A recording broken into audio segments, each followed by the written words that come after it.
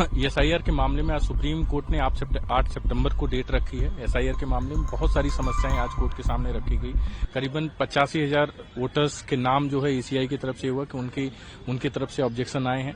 लेकिन सबसे बड़ी समस्या आ रही है जो हमारी तरफ से रखा गया है कि ये कहते हैं कि अगर कोई ऑब्जेक्शन आता तो फॉर्म 6 भरे, लेकिन फॉर्म 6 की जो बात है, फॉर्म 6 ये कहता है कि फ्रेश वोटर्स की बात करता है और फॉर्म 7 ऑब्जेक्शन की बात करता है। तो यहाँ पे भी बहुत सारे कंफ्यूजन है, जिसमें आज सुप्रीम कोर्ट ने बोला है कि सभी जितनी पॉलिटिकल पार्टियां हैं वो जो है क्या बोलते हैं अपनी तरफ से एफिडेविट फाइल करें, जो बीएलए हो उनको बॉर्डर लेवल पे जो है उनको असिस्ट करने की बात की जाए, और साथ ही साथ जो है आधार कार्ड को इंक्लूड करने की बात हुई है। आधार कार्ड को as a one of the document accept किया जाएगा, और साथ ही साथ प्रॉपर बॉर्डर वे पे जब पॉलिटिकल पार्टीज अपनी जो है एफिडेविट फाइल करेंगे तो फिर उस पर शुरुआत होगी बात। देखिए, आज माननीय सर्वोच्च न्यायालय में इलेक्शन कमीशन ऑफ इंडिया ने जो पिछली आदेश 13 अगस्त का था उसके लाइट में अपना स्टेटस रिपोर्ट दिया है।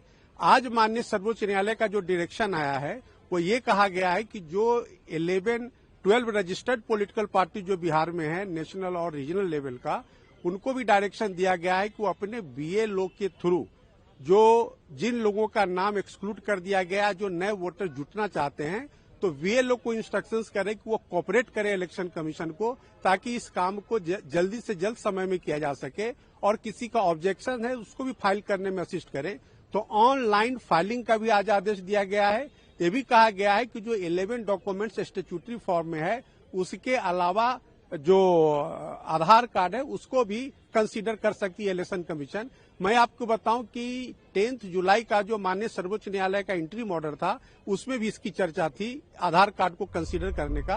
उसी ऑर्डर को फिर ये फॉर्मेट किया गया है। फॉर्म 6 में 3 ऑप्शंस हैं, उसमें डिलीशन को चैलेंज करने का कोई ऑप्शन नहीं। डिलीशन करने का ऑप्शन है लेकिन डिलीशन को चैलेंज करने का ऑप्शन नहीं है। तो और नंबर 2, जो बीएलए है किसी भी पॉलिटिकल पार्टी का, सारी जिम्मेदारी उस पर डाल दी जाती है। अगर उससे कोई गलती हो जाएगी तो जिम्मेदारी उसकी होगी, पिनलाइज वो होगा। अब मैं आपको एक उदाहरण देता हूं। अगर मेरा नाम कट गया, मैं पिछले 4-5 चुनावों में वोट दे चुका हूं लेकिन मेरा नाम कट गया, तो मुझे फॉर्म 6 भरना पड़ेगा जो फर्स्ट टाइम वोटर के लिए है। तो पहली बात तो आप मुझसे ही झूठ कहलवा रहे हो कि मैं फर्स्ट टाइम वोटर हूं। अब ये झूठ अगर बीएलए सत्यापित करेगा तो जिम्मेदारी उसकी बन जाएगी। ये सबसे बड़ा खामी इस पूरी प्रक्रिया में है। प्रधानमंत्री की बात कर रहे हैं। प्रधानमंत्री नरेंद्र मोदी बिहार में थे और उन्होंने आरजेडी जो आपकी सहयोगी पार्टी भी है उसके ऊपर अटैक करते हुए कहा कि जो लालटेन एरा था उसमें काफी डार्कनेस, अंधेरा देखा, लॉलेसनेस देखा। फिर से आप लॉलेसनेस की बात आज बिहार में खड़े होकर कर भी कैसे सकते हैं प्रधानमंत्री जी, जहां रोज खबरें आती हैं मर्डर की, रेप की, गैंग रेप की, डकैती की, वहां खड़े होकर आज ये लॉलेसनेस की बात कर रहे हैं। और 70,000 करोड़ का घोटाला तो स्वयं सीएजी ने अभी एक्सपोज किया इसी महीने। हमने प्रेस वार्ता भी की, उस पर हमने आंदोलन भी किया। और 3 साल में 27 पुल गिरे हैं बिहार में। ये क्या है? ये भ्रष्टाचार नहीं है। आप अपनी वॉशिंग मशीन साथ ले जाकर घूमे, लोगों को समझ में आए कि इस वॉशिंग मशीन में जाके सब ठीक हो जाता है, सीएजी रिपोर्ट बंद हो जाती है, सब खत्म हो जाता है, आप साफ सफेद दिखते हो। क्रिमिनल मिनिस्टर की बात कर लेते हैं, क्रिमिनल बिल की बात कर लेते हैं, जहां पे प्रधानमंत्री ने कहा है कि ये जरूरी है क्योंकि आप सरकार हटाएं जीवेश मिश्रा को। ये फर्जी दवाइयों के केस में राजस्थान में एक अदालत में कन्विक्ट है, फिर भी मंत्री है बिहार में। प्रफुल्ल पटेल, अजीत पवार, शुवेंदु अधिकारी, हेमंता बिस्वा शर्मा, क्या हुआ इनका? वॉशिंग मशीन में गए, साफ होकर बाहर आ गए। अब प्रधानमंत्री जी चाहते हैं, वॉशिंग मशीन पे प्रेशर ज्यादा है तो अब सीधा पहले 30 दिन के लिए जेल भेज दो, 31वें दिन इनकी शरण में या तो आ जाएगा या अपने पद से हाथ धो बैठेगा। पूरे कानून की जो नींव है वो है इनोसेंट अंटिल प्रूवन गिल्टी। ये उसको बदलना चाहते हैं। संविधान पे हमला है। कांग्रेस का भी उन्होंने वर्णन किया। उन्होंने कहा कि कांग्रेस और आरजेडी जो घुसपैठिया है उनसे उनको घुसपैठिए कैसे घुसे? 11 साल से तो आपकी सरकार है केंद्र में, बॉर्डर सिक्योरिटी 11 साल से आपके हाथ में है। आप ये किसके खिलाफ एक सर्टिफिकेट दे रहे हो, अविश्वास प्रस्ताव दे रहे हो? अपने ही गृहमंत्री के खिलाफ। स्टेट ऑफ के ऊपर जो सुप्रीम कोर्ट का बड़ी टायर मॉडिफाई किया उन्होंने, उसको आप किस तरीके से देखते हैं? बहुत बैलेंस है, हर पक्ष की जो को संतुष्ट किया गया है इसमें, और इसी तरीके से लोकतंत्र चलता है। पार्लियामेंट में सिक्योरिटी ब्रीच हुआ है, वॉल ये तीसरी बार हो रहा है। पहली बार अटल जी के वक्त तो हमला हुआ था और अभी मोदी जी के कार्यकाल में 2 बार लोग अंदर घुस चुके हैं। केंद्र सरकार ने कहा है कि यूएसएड ने फंड नहीं किया था इंडिया वोटर टर्नआउट को, साइड किया है। तो अब माफी मांगे मोदी जी, अमित शाह, सीतारमन जी, जो इनके मंत्री हैं, कैबिनेट, पूरा कैबिनेट निकल कर आ गया था। साहब सोरोस का पैसा आ रहा है, सोरोस का पैसा आ रहा है। कहां है अब? पार्लियामेंट के बाहर झूठ बोलते हो, पार्लियामेंट में सच बताना पड़ जाता है आपको। अब माफी मांगिए अपने उस झूठ की। आगे प्रश्न मेरा रहेगा, चीन के जो राजदूत हैं भारत में, उन्होंने कहा कि पाकिस्तान भी एक विक्टिम है टेररिज्म। और ये किस मंच से कहा? ये चिंतन रिसर्च फाउंडेशन जो गौतम अदानी का एक थिंक टैंक है, उस पे कहा।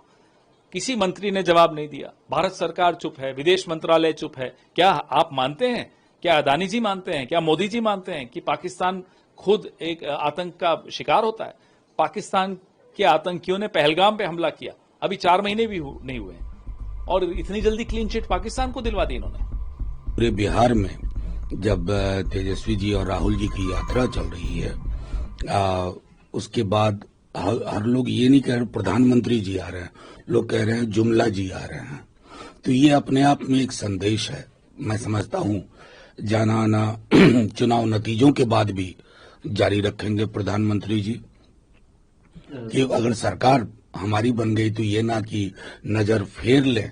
और एक चीज तो जरूर कहूंगा कि जितनी नजरें इनायत गुजरात पे होती है माननीय प्रधानमंत्री जी, वही नजर चाहिए बिहार और बिहारियों को। 52वां दौरा है सर ये बिहार का।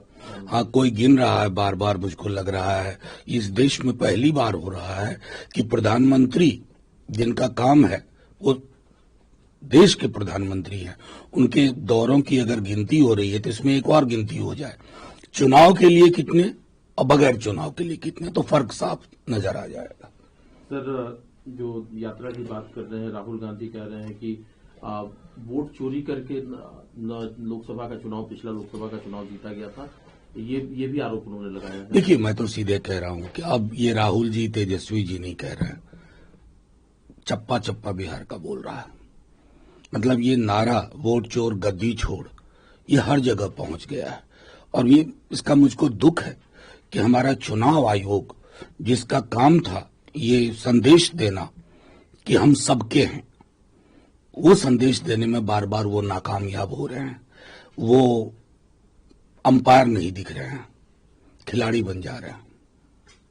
सर तेजस्वी यादव जी ने भी एक आरोप लगाया है बिहार सरकार पर। उनका कहना है कि बिहार सरकार अपने आप तो कुछ नहीं कर रही है, लेकिन जो चीज हम कह रहे हैं उसको बिहार सरकार धीरे से इम्प्लीमेंट कर देती है। आप इसे आरोप क्यों कह रहे हैं? जितनी सारी घोषणाएं तेजस्वी जी ने बीते 1.5-2 वर्षों में की, आप एक एक करके देखिए। जिन घोषणाओं पर नीतीश जी रिलक्टेंट थे, रेसिस्ट कर रहे थे, आज सकम कर रहे हैं। पता नहीं वो कर रहे हैं या कौन कर रहा है कि दिल्ली दरबार कर रहा है, लेकिन ये तो सच है। चाहे बिजली का मामला हो, सामाजिक सुरक्षा पेंशन का मामला हो, लेकिन फिर भी अभी तो पिटारे में बहुत कुछ है। आप तो आधा अधूरा कॉपी कर रहे हैं और फोटोकॉपी कभी भी नहीं चलता समाज में। सर चीन के विदेश मंत्री भारत के दौरे पर था और उन्होंने जो टैरिफ लगाया गया है अमेरिका की तरफ से, उसका उन्होंने भारत में आकर के विरोध किया और ये कहा है कि चीन भारत के साथ हमेशा खड़ा है। देखिए, मैं समझता हूं I take it with a pinch of salt. हमने बहुत सारी छवियां हाल के दिन में देखी हैं। पता नहीं हमारे विदेश मंत्री ने या बाकी लोगों ने ये कम्युनिकेट किया है कि नहीं। हमारी आर्मी को पता है कि ऑपरेशन सिंदूर में चीन की भूमिका क्या थी, और उस भूमिका के बरक्स अगर हमने अपनी आपत्तियां, अपनी शिकायतें, अपना कंसर्न नहीं कम्युनिकेट किया है, तो मैं समझता हूं कि ये उचित नहीं है। और अपनी डिप्लोमेसी के बारे में मैं जरूर कहूंगा, एक सिरे से रीबूट करने की जरूरत है। चाहे सीज फायर का अनाउंसमेंट बार बार 38-39 बार डोनाल्ड ट्रंप करें, या टैरिफ को लेकर के जो उनका रवैया है, या बल्कि मैं कहूंगा ब्रिक्स पर जो उन्होंने अशोभनीय टिप्पणियां की हैं। सर इस मुलाकात के तरह एक और मुलाकात विदेश मंत्री एस जयशंकर और रूस के राष्ट्रपति पुतिन के बीच भी हुई है। वहां पर भी जयशंकर साहब ने कहा कि हम रशियन ऑयल के सबसे बड़े खरीदार। बिल्कुल, उन्होंने कहा कि हमें कहां से संकेत मिला था एनर्जी को स्टेबलाइज करने का, और रशियन ऑयल और बाकी चीजों में भी यूरोपियन यूनियन की क्या भूमिका है या खुद अमेरिकन एस्टैब्लिशमेंट की क्या भूमिका है। मैं समझता हूं उस दृष्टिकोण से ये समीचीन है। सर, एक बात, चूंकि कल पार्लियामेंट का सेशन समाप्त हुआ है और प्रधानमंत्री जी ने सेशन के बाद जो एक बात कही, उनका ये कहना है कि जो कांग्रेस का लीडरशिप है, जो उसमें बहुत सारे कांग्रेस पार्टी में यंग लीडर हैं, लेकिन उनको बोलने का मौका इसलिए नहीं मिलता क्योंकि यंग लीडरशिप जो है उसमें इनसिक्योरिटी की भावना है। देखिए, प्रधानमंत्री जी अब बहुत फिसलन की कोई मतलब सीमा नहीं रही। प्रधानमंत्री जी परेशान है, इसमें कोई दो मत नहीं, लेकिन प्रधानमंत्री जी आप देश के प्रधानमंत्री हैं, आपकी मनसा वाचा कर्मणा परिलक्षित हो, वो देश के प्रधानमंत्री वाली। ये कांग्रेस पार्टी में कौन इनसिक्योर है, कौन सिक्योर है, ये आपका काम नहीं है। उस हिसाब से तो लोग 100 निकाल देंगे कि आप कितनी आसानी से लोगों को मार्गदर्शक मंडल में भेज देते हैं। आज तक हमें नहीं पता चला कि उपराष्ट्रपति जी कहां गायब हो गए। अगर स्वास्थ्य के हवाले से उन्होंने इस्तीफा दिया तो उनके स्वास्थ्य का हालचाल लेने प्रधानमंत्री जी को नहीं जाना चाहिए था। देश के बड़े बड़े, मुझे तो याद है कि सारंगी साहब ने पता नहीं अभिनय किया था क्या वो राहुल जी वाले उस प्रोटेस्ट के दौरान, तो राम मनोहर लोहिया में कतार लग गई थी लोगों की। ये सारे सवाल भी पूछे जाएंगे।